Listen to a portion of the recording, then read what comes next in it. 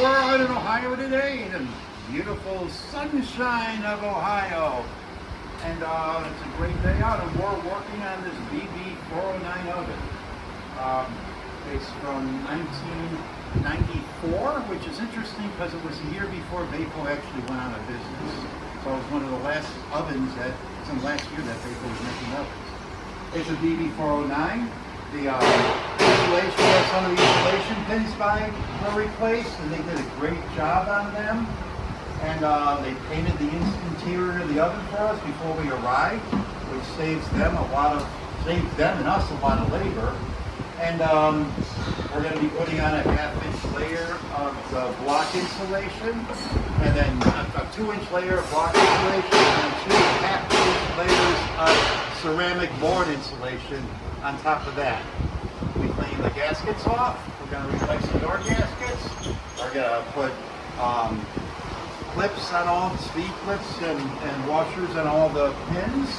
We're going to put some protectors on the pins on the door so people don't hurt themselves. We're going to make sure that the water plates are poking through at the proper rates. Like I said, it's a BB-409, and in this oven, unlike a smaller Bayco, this one has a firebox here at the bottom.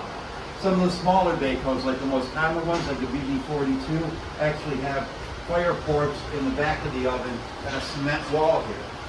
The larger Bayco oven has a metal walls in the back instead of the afterburner being in the back too. The afterburner here is up on the top here, and here's the air port that lets the fumes out of the main chamber here into the afterburner to be burned off. And it's probably going to take us about 2 days to line. And thanks for watching. If you guys need help with your Bayco oven or any other brand of oven at this point with us, we'll work in any brand of oven. Call Dave the Oven Guy at 312-550-7083 or visit us at cbchemicals.net. We're a chemical company that works on burn-off ovens. And thanks for watching.